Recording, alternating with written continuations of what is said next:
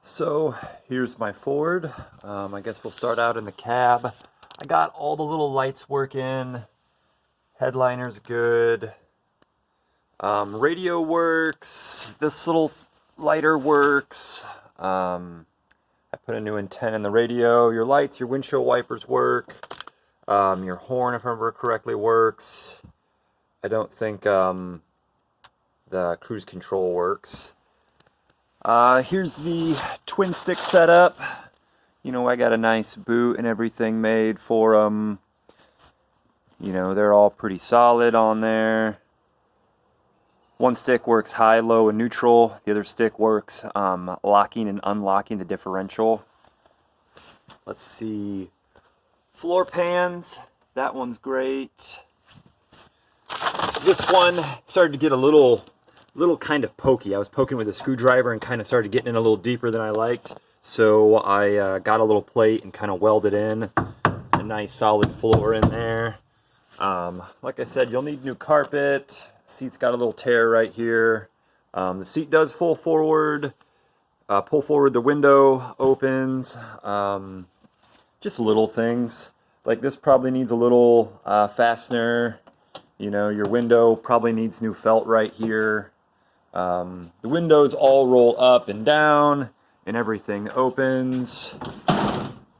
Closes nice, opens good. Moving down the side here. You know, kind of coming down the side. The wheel wells look good. As you can see, they're all still pretty nice. Right here, here's your bed. I got some random junk from my Jeep I'm working on in it. It has like this kind of, I'm not sure if it's like a professional or kind of a homemade bed liner. You know, it's not quite like a Rhino lining or something like that. You can kind of see it right here. It's still pretty tough, and whoever did it, they did a great job of it. I started kind of finding like little chips or flakes here and there, so I went out and bought some spray-on bed liner and kind of filled it all in just so it was in like a nice uniform black. You know, coming around through here. All this still looks pretty good. Frame is good.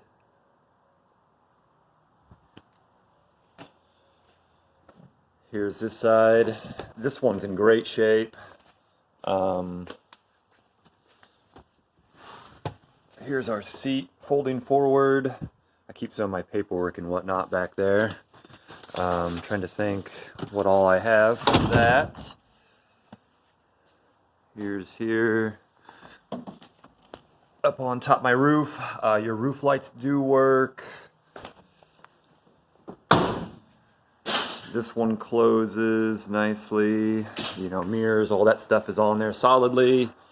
Here's the front. I just been spending time doing little minor things like repainting these to keep it all nice. Let's see. I put a new battery in it. New starter solenoid, voltage regulator.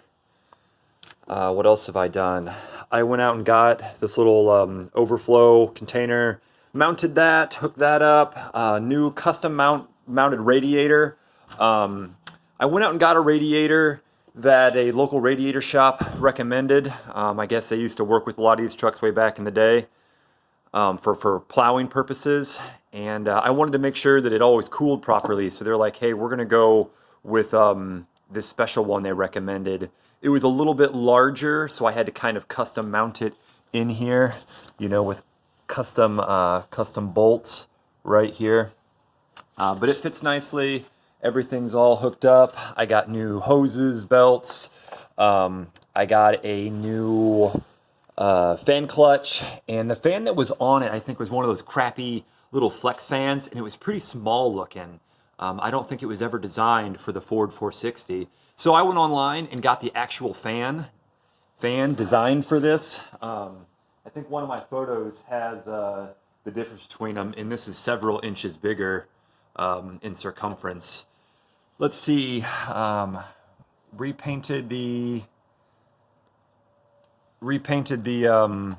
valve covers. I had an engine shop come and take all this out, and they did all new freeze plugs all the way around. They had one that was leaking, So I had them fix that. And when they took it out, they redid the carburetor gasket, set up the carburetor properly, found leaky intake manifold gaskets, so they redid those.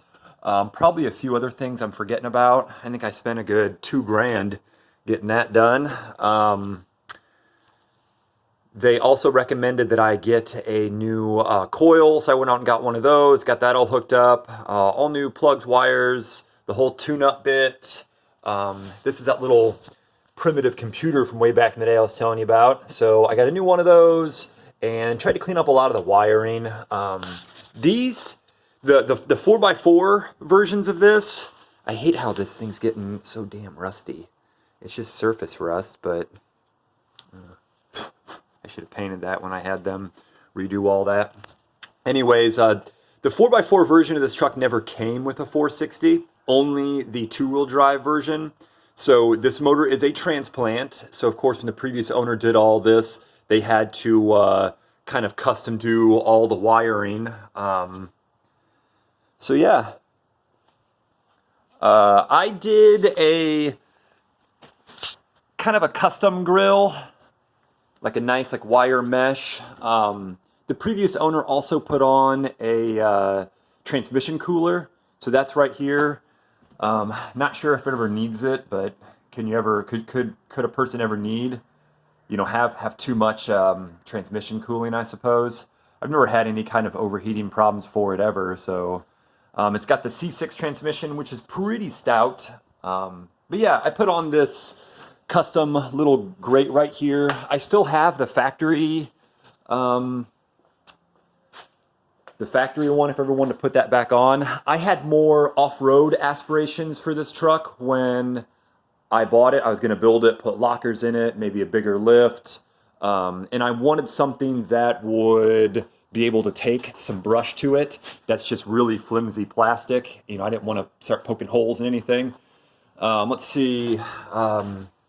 Air filter and all that's new. That's no big deal. You can buy that stuff off the shelf at AutoZone or whatever. I wanted to clean it up, so I put all these, wire looms on it to make that nice. Let's see, what else have I done? We've seen the underside I've had coated in like a rust proofing. Wow. Canada has a lot of rust problems up where they're at. So I was looking around to see what they do to keep their cars from getting not rusty.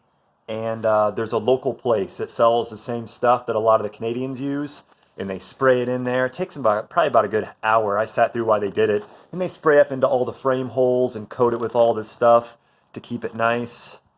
Let's see. When the shop was doing the engine, I also had them do and get some of the gauges working. When I got it, none of the gauges worked, and some still do need sorted out. You have oil pressure, you have battery, you have temperature. The only ones I haven't got fixed yet are just the gas and the speedometer. The shop that I had do them didn't think that they would need a lot to get working, but to get the whole gauge panel kind of working, they had to take this whole thing out, replace it with a whole new gauge cluster with all new circuitry. So the engine stuff on top of all this, I was already at almost over, I think it was like 2,500 or something like that I spent. So having them piddle around with getting the gas wired up and the speed wired up was just kind of a bridge too far at that point for spending. So, but that's pretty much it, I guess. Simple truck. Let's see here. Transfer case, frame, your floor, all pretty decent. Exhaust looks pretty good. It's a little bit loud due to them kind of shortening the pipes up. Instead of going over the axle and out the back, they kind of ended them literally a couple inches right before the axle. But it's not too bad. Let's see. That's really pretty much it. Pretty simple machine, I guess. You know, rocker's good. So yeah, let me get some more shots for you. Tailgate works. Pull up on it. Closes nicely. There's the underside there. There's your gas tank. Ford 9-inch.